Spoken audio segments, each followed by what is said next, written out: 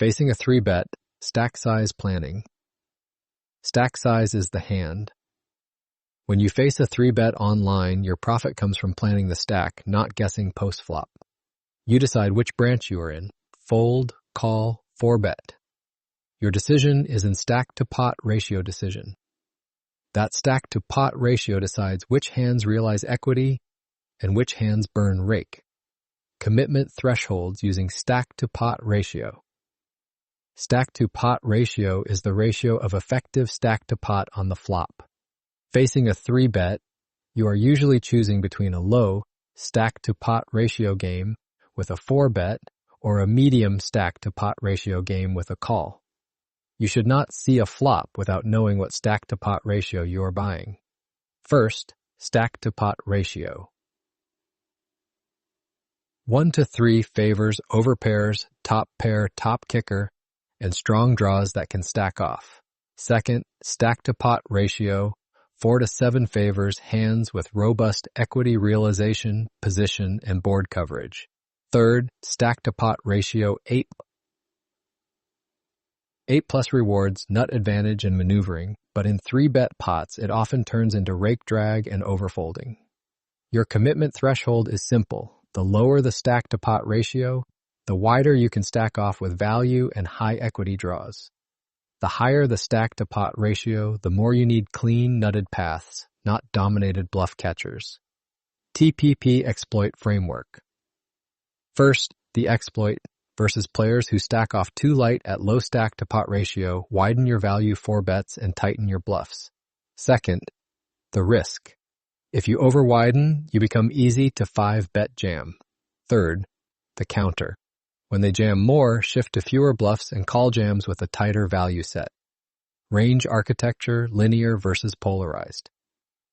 Your response range changes with stack depth and position. At 100 big blinds, in position can call more and realize more. Out of position must simplify, or you hemorrhage. Expected value in multi-tabling environments. This is where linear versus polarized ranges matters. First, linear versus polarized ranges. Linear 4-bets appear more at lower stack-to-pot ratio and when villain overcalls or under 5-bets. Second, linear versus polarized ranges. Polarized 4-bets appear when you want strong value plus bluffs with strong blockers and unblockers. When you call, your range becomes more capped versus uncapped compared to a 4-bet line. When you 4-bet, you keep your range more capped versus uncapped and you shape the stack-to-pot ratio into a commitment game. TPP Exploit Framework. First, the exploit versus capped 3-betters, 4-bet more often and pressure their folds, especially from in position. Second, the risk. If you 4-bet too much, you inflate pots with hands that have poor equity realization when called. Third, the counter. When they start calling 4-bets wider, tighten bluffs and choose bluffs with better post-flop playability. Pre-flop math, pot odds, and minimum defense frequency mindset. You do not defend because it feels cheap. You defend to avoid being exploited. Minimum defense. Frequency is the baseline, then you exploit the pool. Online pools often. 3-bet too linear and C-bet too high. That creates fold equity for 4-bets and float equity for in-position calls. Use a simple filter. First, if your hand is dominated and low equity realization, folding is not tight, it is correct. Second, if your hand blocks value and unblocks folds, it is a 4-bet candidate. Third, if your hand plays well at medium stack-to-pot ratio and has position, calling is viable. Hands that look playable but burn money when you call a 3-bet out of position. First, King-Jack offsuit, dominated top pairs, reverse implied odds, weak equity realization out of position. Second, pocket 4s, set mining fails when stacks are not deep enough and rake drag is high. Third, 8-7 suited, too much equity gets denied when villain barrels and you overfold turns out of position. TPP Exploit Framework. First, the exploit versus players who 3-bet too wide, defend closer to minimum defense frequency, and punish with more 4-bets. Second, the risk. If you defend too wide out of position, you become a bankroll transfer in high-volume multi-tabling. Third, the counter. If they tighten 3 bets, fold more and keep your 4-bet range more polarized. Action plan by depth, 60 big blinds to 200 big blinds. Depth changes, which mistakes are expensive. Shallow stacks punish passive calls. Deep stacks punish dominated calls. Build your response around stack-to-pot ratio targets. First, 40 big blinds to 70 big blinds, prefer 4-bet or fold. Calling invites low stack-to-pot ratio spots where you cannot maneuver.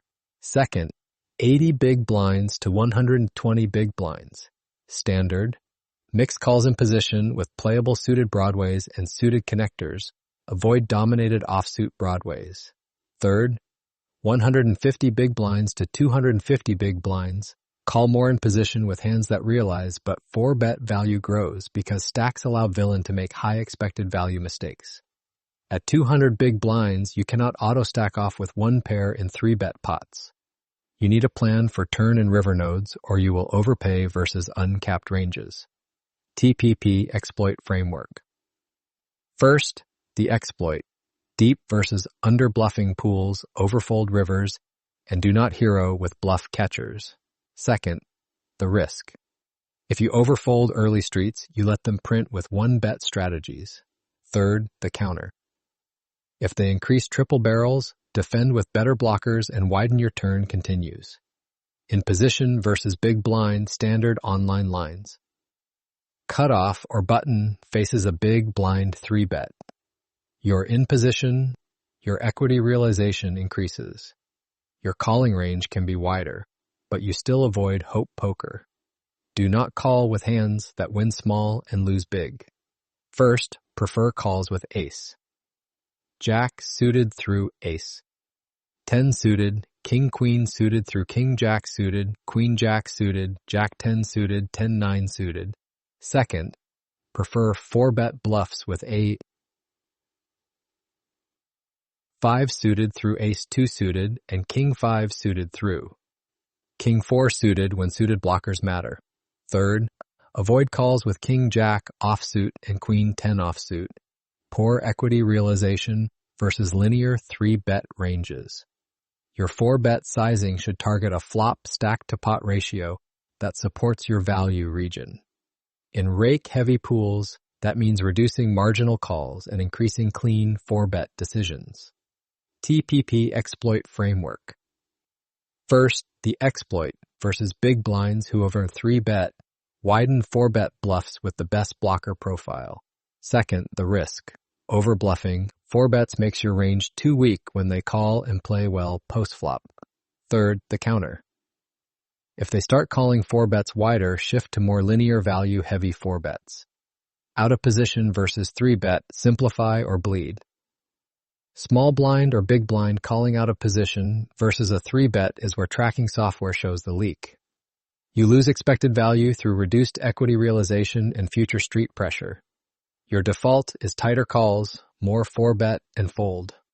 First, out of position call candidates, ace-queen suited through ace-jack suited, king-queen suited, pocket 10s through pocket queens, select suited connectors like 8-7 suited only when stacks are deep and villain is not a barrel machine. Second, out of position.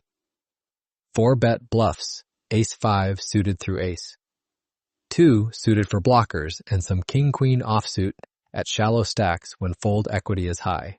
Third, out of position folds, king-jack offsuit, queen-jack offsuit, low pairs. Like pocket 4s, when effective stacks do not justify set mining. If you're calling pocket 4s just to flop a set, you are paying rake to chase 12% equity without the implied odds. That is hope poker. You fix it by planning the stack before you click call. TPP Exploit Framework. First, the exploit versus aggressive. 3-betters out of position, 4-bet more and remove their positional edge. Second, the risk. If you 4-bet too much, you get jammed on and forced into negative expected value calls. Third, the counter. If they tighten to 3-bet and call 4-bets, reduce bluffs and take more post-flop lines with strong medium strength. Scenario, box. Hero. Hand, 8 of spades, 7 of spades. Flop, king of hearts. 9 of clubs, 6 of spades. Action, button opens, big blind 3 bets, button calls, flop goes big blind. C bets small. Building a post-flop plan from pre-flop. With 8-7 suited in position, you have a connected hand that can realize well at medium stack to pot ratio. Your plan depends on whether villain is capped versus uncapped. A big blind 3-bet range is usually more linear, which means more one-pair hands that hate turns and rivers. First, versus small C-bet, you can continue with backdoor equity and gut shots because you have position and future leverage. Second, your best raises use blockers and unblockers. You want to unblock folds like ace-queen and block continues like king-x. Third, if you are raising without fold equity, you are lighting expected value on fire at rake drag stakes. At lower stack to pot ratio from a 4-bet pot, this hand loses value. It cannot realize because stacks go in too fast. That is why stack to pot ratio planning dictates whether 8-7 suited is a call or a fold pre-flop. TPP exploit framework. First, the exploit versus big blinds, who C-bet range in 3-bet pots, float more in position and raise turns that shift nut advantage. Second, the risk, over floating turns into calling stations you pay rake and fail to realize. Third, the counter. If big blind checks more turns, start betting thin for protection and deny equity. Common leaks facing 3 bets. These are the mistakes tracking software flags across online pools. Fix them and your win rate jumps without changing anything else. First, calling too wide out of position with hands like king-jack offsuit. Low equity realization, high reverse implied odds. Second, set mining with pocket fours without the implied odds, then folding too much post-flop to barrels. Third, failing to 4-bet enough with strong blockers and unblockers, then over-defending flops to make up for it. Fourth, ignoring minimum defense frequency and folding too much to 3 bets, then wondering why regulars print. TPP exploit framework. First, the exploit, punish over 3-betters by 4-betting and by calling in position with hands that realize and can apply pressure. Second, the risk. If you fight every 3-bet, you inflate variance and lose control of stack-to-pot ratio. Third, the counter. If the pool adapts by under 3-betting, open tighter, and steal more post-flop with higher C-bet frequency. Key takeaway. Facing a 3-bet is in stack-to-pot ratio and commitment problem. Your job is to choose a line that protects equity realization, keeps your range coherent across linear versus polarized ranges, and avoids playing capped versus uncapped without a plan. If you cannot explain how the pot gets to a stack off, you fold. No hope poker. No rake drag calls. Now, let's test your edges, Serino. Question 1. According to the article, what does stack to pot ratio measure when facing a 3-bet? Answer, the ratio of effective stack to the pot on the flop. Explanation, the article defines stack to pot ratio as effective stack divided by flop pot size and uses it to plan commitment and line selection versus 3 bets. Question 2. What type of hands does the article say are favored at stack to pot ratio 1 to 3 in 3-bet pots? Answer, overpairs, top pair, top kicker, and strong draws that can stack off. Explanation, the article states low stack to pot ratio 1 to 3 increases commitment and rewards hands that can comfortably get stacks in for value or high equity. Question 3. In the article's simple filter van, which category makes a hand a 4-bet candidate? Answer, a hand that blocks value and unblocks folds. Explanation, the filter says dominated. Low equity realization hands can fold, hands with strong blocker and unblocker properties can 4-bet, and playable hands with position can call. Question 4. What is the recommended default adjustment when considering calling a 3-bet out of position? Answer, make tighter calls and use more 4-bet or fold lines. Explanation, the article emphasizes that out-of-position calling is a common leak because equity realization drops and future street pressure rises, so the default is to simplify with 4-bet and fold more. Question 5. in the 8-7 suited scenario versus a small flop C-bet in a 3-bet pot, button called Big Blind 3-bet. What does the article say is a viable approach and why? Answer: continue when you have backdoor equity and gut shots because position gives future leverage. Explanation: the article says that versus a small C bet, you can continue with backdoor equity and gut shots in position, using future streets as leverage. Raising without fold equity is a mistake. Study hard, play smart.